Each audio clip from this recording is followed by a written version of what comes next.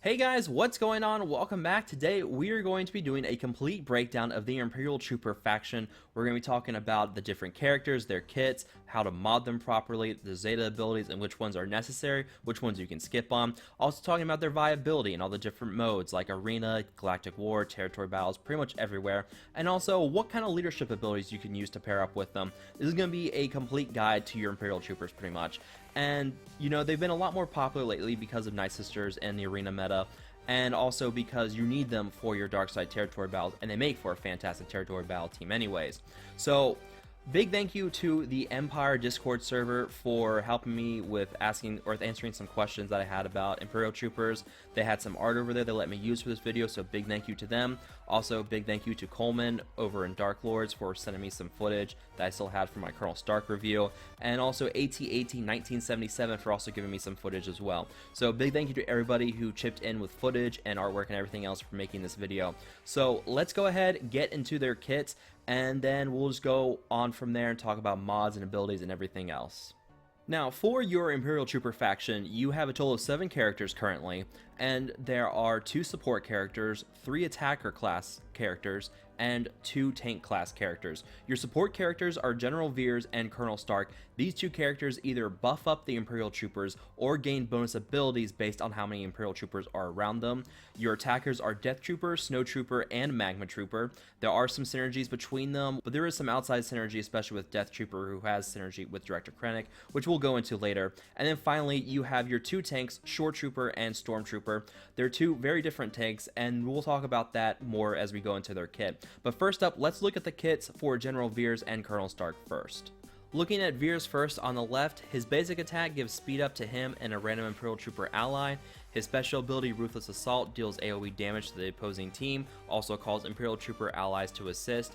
His leadership ability gives bonus offense to Empire allies, but Imperial Trooper allies also gain 20 speed and gain 10% turn whenever they gain a buff, which then synergizes with his unique ability, Aggressive Tactician. And you'll see this one has a Zeta, and you absolutely have to have the Zeta for this team to work. Without the Zeta on General Veers, you're not going to be able to make your Imperial Troopers work.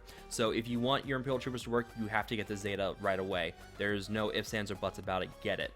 And with this unique ability, he gives the Imperial Trooper allies offense up for 2 turns and 50% turn meter and 10% protection recovery whenever they defeat an enemy. And then while he's active, Imperial Trooper allies have 15% bonus crit chance. You'll notice this with a lot of your Imperial Trooper allies. Their uniques give bonuses to other Imperial Trooper allies. So that's going to happen with everybody. Looking at Stark, he deals defense down on his basic attack, deals double damage on that. His Scan All Wavelengths ability will give Empire allies crit chance up and crit damage up for 3 turns.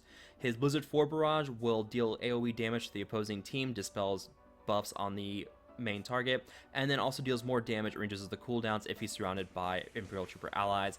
And then finally, you have his unique, you see a Zeta here. This one is not required, but it is a nice one to top off with your teams. It really helps with turn meter reduction for the opposing team. It makes Colonel Stark a lot better for territory battles. But with this, he recovers health and protection, removes turn meter from all enemies for each active Imperial ally, doubled for Imperial Trooper allies, and then he also gives your Imperial Trooper allies 50 armor penetration.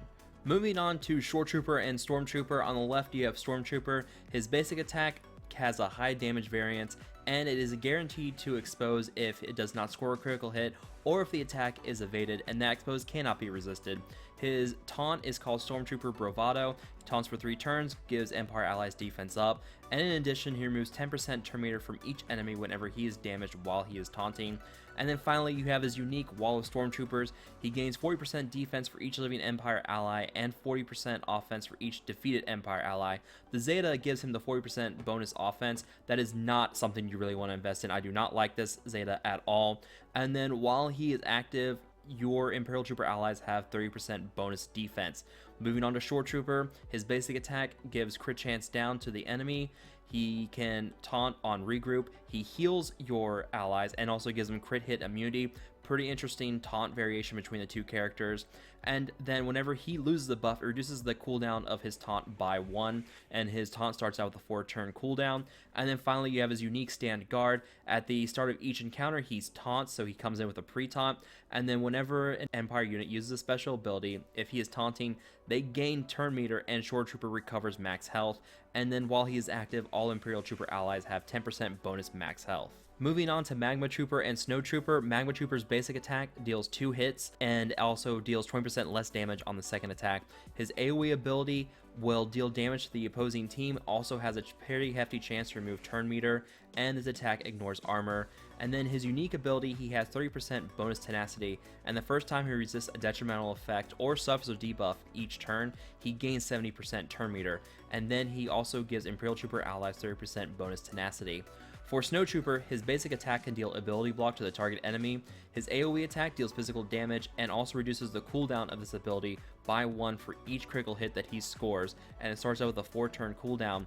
And then finally you have his unique ability, Assault Training. He gains 30% turn meter whenever any unit is defeated, and other Empire allies gain half that amount, so it's going to build in nicely with the Veer's unique already. And then he also gives all Imperial Trooper allies 20% critical damage. And then finally, last but not least, we have Death Trooper. His basic attack can hit rebel targets twice, it can daze and then stun if the target is already dazed. His first special ability is called Death Trooper Grenade, is an AoE dispel, inflicts healing immunity, and increases the cooldowns on targets who did not have any buffs on them. His second special is Terminate, deals a lot of damage, guaranteed critical against a target that has debuffs, and inflicts Death Mark, which deals 50% max health damage to that target, and it can be cleansed, but before that, anytime they take damage, it's going to deal the 50% max health damage, really going to wipe out a lot of targets. And then finally, you have his unique ability, Krennic's Guard. This is a nice synergistic ability with Director Krennic. Whenever Death Trooper scores a critical hit, he and Director Krennic recover 20% health. Death Trooper can gain 100% turn meter whenever Krennic is damaged, and Krennic cannot be critically hit while the Death Trooper is active. However, this ability does have a Zeta, but you really don't need to run it unless you're running him with Director Krennic. And then finally, while Death Trooper is active, Imperial Trooper allies have 10% bonus health steal. When it comes to the optimal lineup for their mods on everybody, arrows always want to have the primary of speed. Your Imperial Troopers move fast once they start killing characters, but if you run into a tough team and you can't really get that damage in and start killing those characters, then your troopers are really going to slow down. So having that 30 speed primary on the arrows is really going to be helpful. And then for the triangle mods, you really want to go for crit damage or protection for Stark and Veers.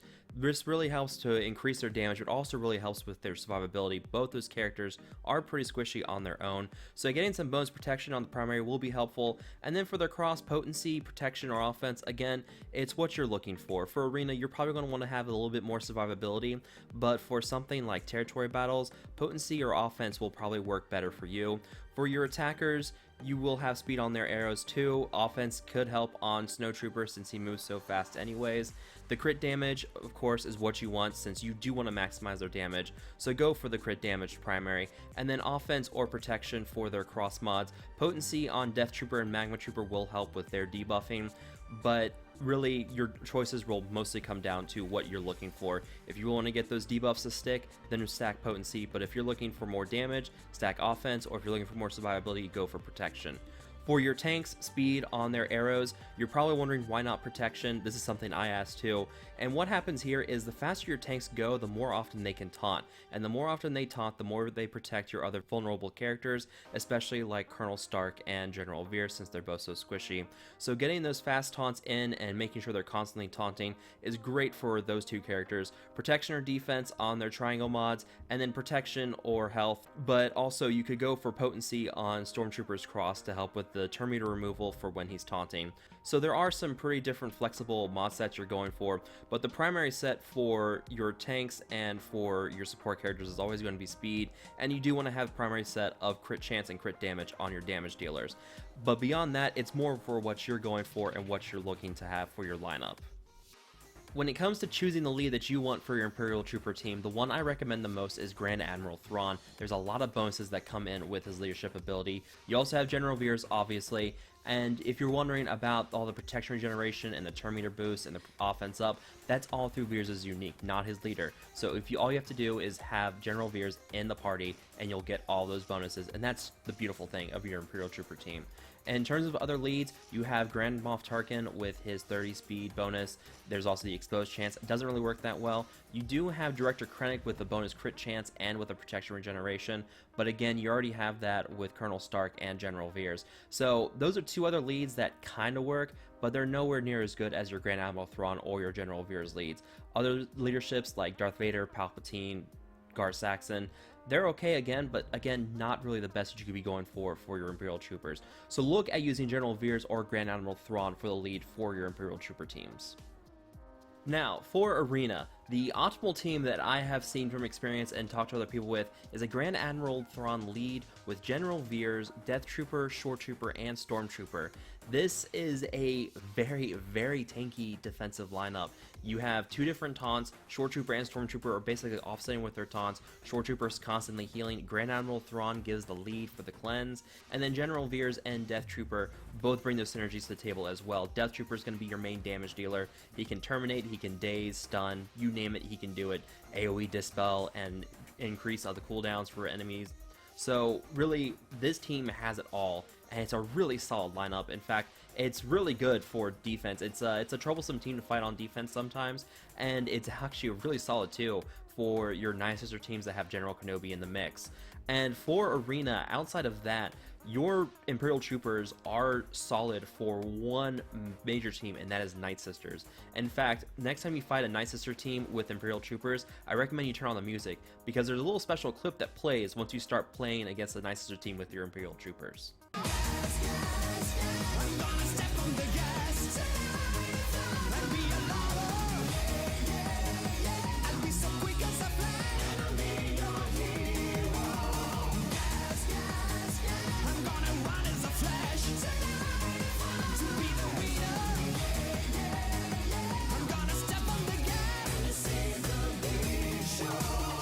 So yeah, Imperial Troopers are great for countering your Night Sisters in Arena.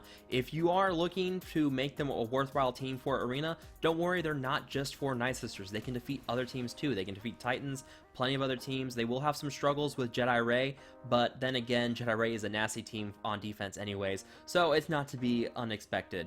In terms of defense, I would recommend using a Thrawn lead with Shore Trooper, Stormtrooper, Death Trooper, and General Veers. That is a pretty solid defensive team. You've got the offsetting taunts from Stormtrooper and Shore Trooper, and then the Grand Admiral Thrawn lead gives the maneuver cleanse for your Imperial Troopers. So it's a nice package all into one. It makes a pretty nasty defensive team. Stormtrooper is an incredibly durable tank, as you'll find out. He can take a lot of damage, and he gives 30% bonus defense to all Imperial Troopers. So definitely use Stormtrooper in there. In terms of Arena teams, that's really your best defensive team. In terms of offense, it's maybe switch out Stormtrooper for something like Colonel Stark, and then you've got an offensive team to use. So it's a great team to use in Arena. And, you know, it's not just Arena, there's also territory battles. Let's go ahead and jump into territory battles and talk about how great Imperial Troopers are in there. For the Dark Side territory battles, you have 3 hero characters in Snow Trooper, Colonel Stark, and General Veers. They're used for special missions like acquiring the Imperial Probe Droid shards, and then the final special mission and the final phase, you will need those 3 characters. So I recommend using them all together in an Imperial Trooper lineup. Again, I use Grand Admiral Thrawn usually for that, but sometimes I ran a General Veers lead if I need Grand Admiral Thrawn for an Empire mission. So you are going to use your Imperial Troopers a lot in territory battles, and this is where they shine the most. People have likened them to the dark side version of a resistance team under Zeta Finn lead, and I've got to say the analogy is pretty much spot on. Your Imperial Troopers move fast, they hit hard, they defeat enemies quickly, and they gain bonuses by defeating those enemies so quickly, and they regenerate protection, everything else. They are a resistance team for the dark side, and they are a very, very solid PvE team. So if you are looking for a great team for territory battles, Imperial Troopers is where you should look first. Get them geared up, get them into there, and you will have a fantastic time in territory battles using this team. When it comes to Galactic War, a lot of people like to use their light side resistance teams to clear Galactic War. I've actually been using a team of General Veers, Colonel Stark, Death Trooper, Snow Trooper, and Magma Trooper, and I clear my full Galactic War note in approximately 7 or 8 minutes. I'm pretty much auto the entire time. So this is another team now that you can use to clear out all your Galactic War without really having anybody take any hits. There will be some roadblocks if you're into like a Count Dooku team, but beyond that, they clear really easily in Galactic War. So Resistance and Imperial Troopers both are 2 very solid factions you can use very easily in Galactic War. So with that, we've covered pretty much everything except raids. Let's go into raids and let's talk a little bit about how your Imperial Troopers fare in the raid. For the raid, Kaketia over in the Shatterpoint Guild has been doing a lot of work with Imperial Troopers in Phase 4. He's done a lot of videos, I have links to it down below in the description. he is able to do a lot of damage with the General Veer's lead, Colonel Stark, Snow Trooper, Death Trooper, and Stormtrooper. Stormtrooper does a lot of damage with his basic attack and can do exposes. There's a lot of variation with these teams, and I could do a full detailed breakdown about how to run this team in Phase 4, but that would be a whole video in of itself, hint hint. I have done one before, but that was before Colonel Stark came out, and with the addition of Colonel Stark, your teams have done a lot more damage. They're pretty much doubled in the amount of damage they can do in Phase 4, and he's at the point where he's just about soloing Phase 4. So your Imperial Trooper teams are a fantastic Phase 4 team to run. So definitely look at using them in the raid too. If you need to get a quick 12 million damage in Phase 4, run them in Phase 4. You can knock them out there really easily, and you can also do some pretty substantial damage in Phase 2 as well. It's not just limited to Phase 4, so they are a pretty decent team to use in raids. It's not exactly the best raid team because there is a lot of reliance on some pretty good mods for this team, but at the end of the day, you can still do a lot of damage with them. So if you do have your Imperial Troopers and you want to try them in the raid, by all means, go ahead and try them out in the tank raid. For the Rancor raid, I would go ahead and skip it. They don't really have what you're looking for. Parts and pieces of them fit in with other teams, but a full Imperial Trooper team is not going to be something that can solo the Rancor anytime soon. So that is pretty much it for this video, guys. If y'all have any questions about anything with Imperial Troopers, feel free to ask down below. I feel like I've covered pretty much everything that needs to be covered with this team. So let me know what you guys think. If you guys think I should do more of these complete guides for factions, I love to do more for them for you guys. Keep these informative videos going out there, especially since a lot of people are using Imperial Troopers now. This is a pretty helpful video for all those people. But again, thanks again for watching, guys. Feel free to like and share, subscribe to my channel, and to all my McMinions out there, thanks again for watching, and I will talk to you guys later.